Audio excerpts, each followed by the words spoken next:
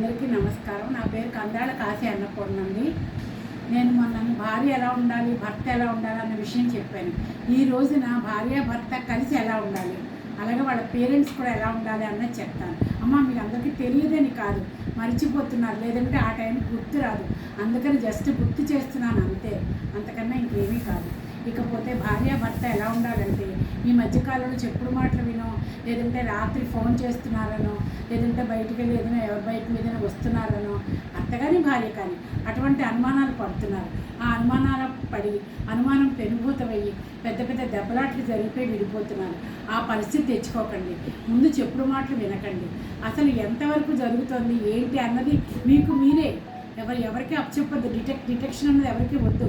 మీకు మీరే అసలు ఏం జరుగుతుంది అన్నది తెలుసుకోండి. భార్య అయితే భర్త, భర్త అయితే భార్య తెలుసుకోండి. తెలుసుకుని అందులో నిజం కనుక ఉంటే మిమ్మల్ని ముందు వాళ్ళని అడిగేసి దెబ్బలాట్లు పెట్టుకోండి. ముందు మిమ్మల్ని మీరు ప్రశ్నించుకోండి. నేనేం లోపం చేశాను, ఫుడ్ లోపమా, లేకపోతే ఏమైనా వస్తువులు కొనగాలి, లేకపోతే ప్రేమగా మాట్లాడాలి, దేనికోసం అవతల మన వ్యక్తి అంటే భార్య కానీ భర్త కానీ అవతల వాళ్ళకి అట్రాక్టివ్ అవుతున్నారు అన్నది ముందర తెలుసుకుని మీరు దాన్ని పాటిస్తే వాళ్ళు ఎవ్వరే దేనికే అట్రాక్ట్ అవ్వరమ్మా. దాన్ని గమనించుకోండి. అంతేగాని ఒకరి మీద ఒకళ్ళు అనుమానాలు పడి దెబ్బలాట్లు పెట్టుకోవద్దు, విడిపోద్దు దయచేసి. ముందర దాన్ని మిమ్మల్ని మీరు నాలో ఏ లోపం ఉందని ఆలోచించుకుంటే ఖచ్చితంగా మన లోపం మనకు తెలిసినప్పుడు దాన్ని మీరు సవరించుకొని ఇద్దరు కలిసి అన్యోన్యంగా ఉండొచ్చు. ఇదొకటి మెయిన్ రీజన్. చాలా మందిలో ఇదే మెయిన్ రీజన్గా జరుగుతుంది. అలాగే ఆకలి దాహం అన్నది ఎవరికైనా ఒకటి. కాబట్టి దేనివల్ల జరుగుతుంది అన్నది మాత్రం కంపల్సరీగా తెలుసుకోండి. అర్థమైందా?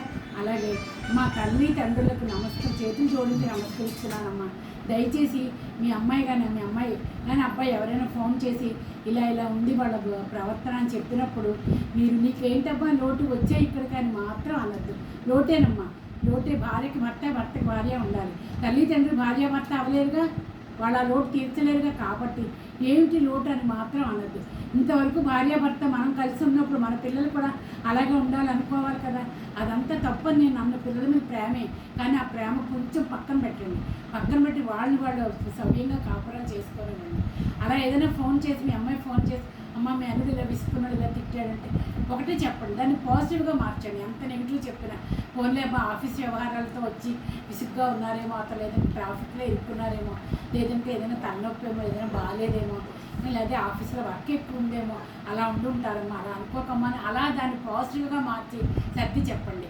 అలాగే కొడుకు కూడా తల్లికి తండ్రికి చెప్పుకోండి. మ్యాక్సిమం ఒకవేళ చెప్పుకున్నది ఫ్రెండ్స్కి చెప్పుకుంటారు.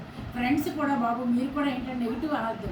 ఫోన్లోనే పంపుతారు. అమ్మాయి అలా ఉంది అంటే ఏ ఒంట్లో బాగాలేదో, ఏ పీరియడ్సో, లేకపోతే ఆఫీస్ నుంచి వచ్చిందా, లేకపోతే ఇంట్లో పని ఎక్కువైందా, అందువల్ల అలా విసుక్కుని ఉంటుంది, అలా మాట్లాడుంటుంది, ఓన్లీ అలా సర్దుకోరాని అలా పాజిటివ్గా మారిస్తే అప్పుడు వాళ్ళిద్దరి మధ్యన నెగిటివ్ అన్నది ఉండదమ్మా. సంసారాలు చల్లగా ఉంటాయి, కాపురాలు బాగుంటాయి. దయచేసి ఈ అనుమానం పెరుగుతాన్ని మాత్రం ఎవరు పెద్దవి చేయదు. ఎక్కడికక్కడ కట్ చేసి తుంచేసుకుంటేనే కాపురాలు బాగుంటాయి.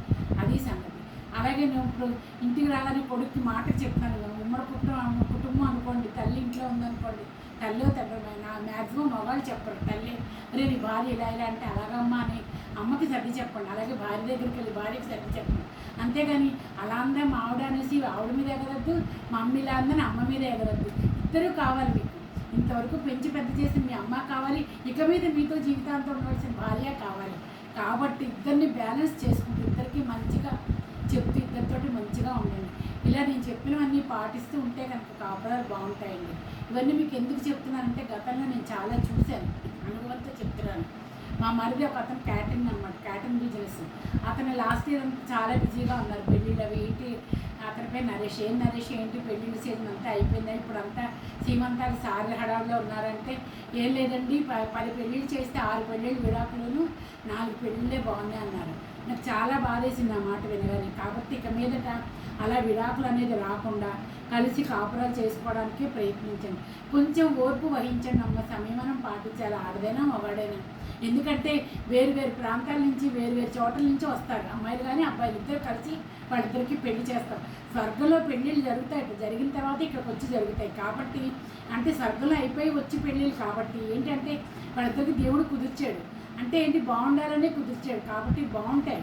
కొంచెం కాస్త ఓర్పు వహించాలి, కొంచెం దానికి ఏంటంటే సహనం వహించాలి, కాస్త సంయమనం పాటించాలి. ఇవన్నీ కొంచెం పాటించి మనకు ఉన్నటువంటి అహంకారాలు అంటే ఇగోని, ఇద్దరు కూడా ఇగోని చంపుకుంటే కనుక భార్య కన్నా భర్త ఎక్కువేంటి, భర్త కన్నా భార్య ఎక్కువేంటి, ఇద్దరు ఎక్కువేనమ్మా, ఇద్దరు తక్కువ కాదు. భార్యాభర్త పెళ్ళికి భార్యకి ఎంత అవసరమో భర్తకి అంతే అవసరం పెళ్ళానికి. అందుకని ఏంటంటే ఆ పెళ్లి వ్యవస్థను దయచేసి గౌరవించండి, దాని విడాకుల దాకా తీసుకురావద్దు దయచేసి. నా మన అందరూ నేను చెప్పిన విషయాన్ని గ్రహించండి, పాటించండి, ఆనందంగా జీవించండి. ఉంటానండి.